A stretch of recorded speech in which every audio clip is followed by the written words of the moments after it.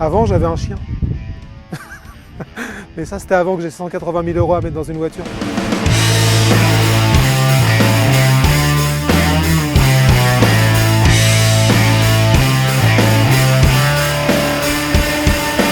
Aujourd'hui, on a beaucoup de chance, on est gâtés, on va tester une voiture qui envoie du très très lourd, c'est l'Audi RS e-tron GT. C'est la version la plus puissante des voitures électriques d'Audi et pour une fois, ce n'est pas un SUV, c'est une vraie voiture sportive.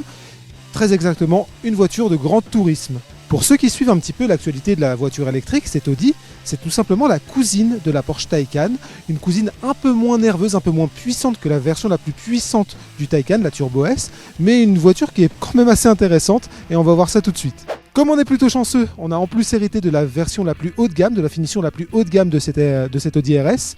On a quelques éléments carbone qui viennent agrémenter déjà le design très très subtil de la voiture. On a notamment le fameux toit carbone, une option qui coûte tout de même la bagatelle d'une demi Dacia Spring, 4 600 €. Le choix du carbone, il est uniquement pertinent si vous faites du circuit.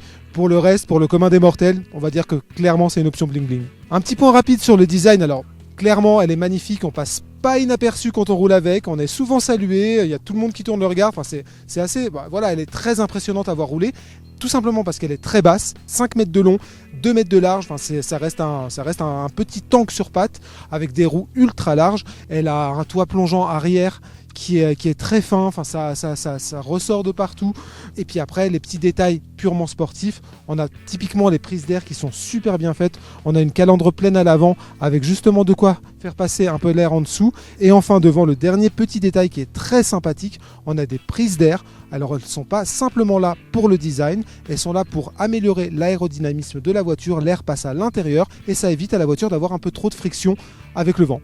Clairement, on a une voiture qui est magnifique, avec un design très soigné, notamment à l'extérieur. On a par exemple ici un petit aileron qui switch sur 3 positions différentes en fonction de la vitesse. Là aussi, c'est une question d'aérodynamisme.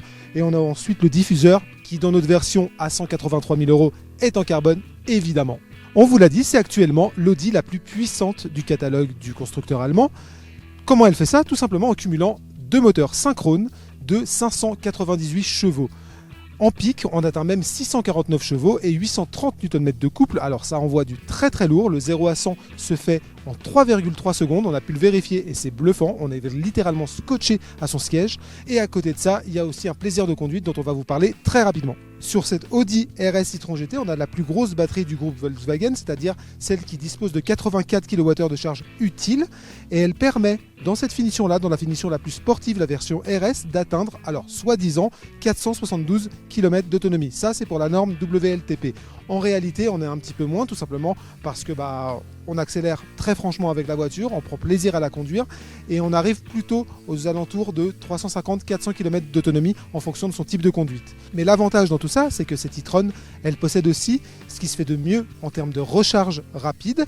Elle peut prendre jusqu'à 270 kW, ce qui fait que sur autoroute, sur une borne Ionity par exemple, on peut arriver, charger simplement 5 minutes et reprendre 100 km d'autonomie. Quant au plein, il prend évidemment un peu plus de temps, mais on le fait rarement. On regarde plutôt les recharges de 0 à 80%. On le fait simplement en 23 minutes et là aussi c'est très rapide. Donc on peut commencer à envisager les voyages un peu plus longs en électrique.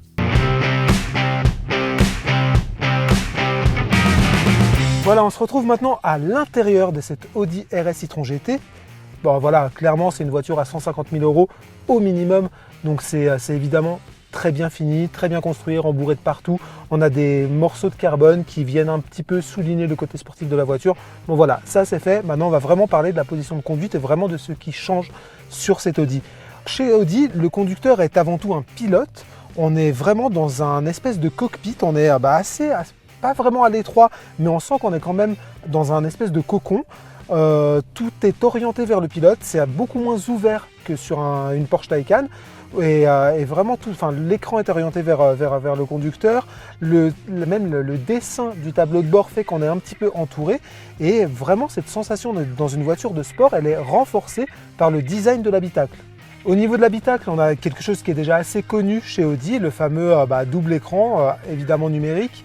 On a une instrumentation qui est plutôt très bien faite, très très claire. Après, du côté de l'interface centrale, c'est du Audi MMI avec, vous le voyez, beaucoup de boutons. C'est un choix assumé de la part d'Audi qui répond justement à cette volonté de transformer l'intérieur en cockpit, d'en faire un petit peu un cockpit d'avion avec pas mal de boutons.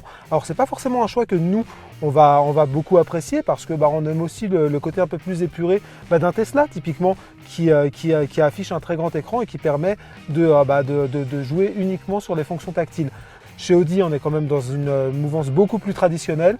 On a une interface qui est relativement carrée. On a ce qui se fait, alors peut-être pas ce qui se fait de mieux, mais parmi les meilleurs OS embarqués en voiture. Et on a aussi surtout la possibilité de connecter son téléphone Android ou iOS sans fil. Et là, c'est du bonheur tout simplement.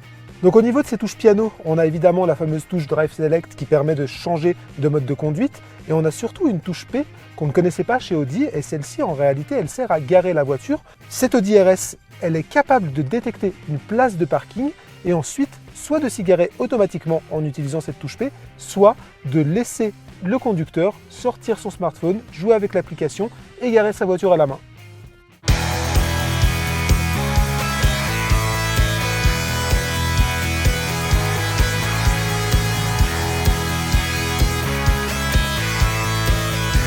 À l'intérieur, c'est pas du tout la même chose qu'un Porsche Taycan et en termes de conduite, on s'attendait à une proximité et là aussi on a été plutôt surpris. Alors bien sûr, on a toute la puissance d'une voiture de quasi 650 chevaux. Dès qu'on appuie, ça part immédiatement, on est collé au siège littéralement. Mais à côté de ça, on a ce qu'on n'a pas forcément chez Porsche, on a un confort de conduite. Ça reste une voiture de grand tourisme, le fameux GT, et clairement, c'est un plaisir de conduire avec. Bien sûr, on est beaucoup moins dans la performance. Porsche cherche systématiquement à gagner en performance. Ici, on est beaucoup plus dans le plaisir de conduite. Ça n'empêche pas la voiture d'être super précise, très dynamique quand il le faut. Ça répond immédiatement, ça reste scotché à la route, ça accroche la route.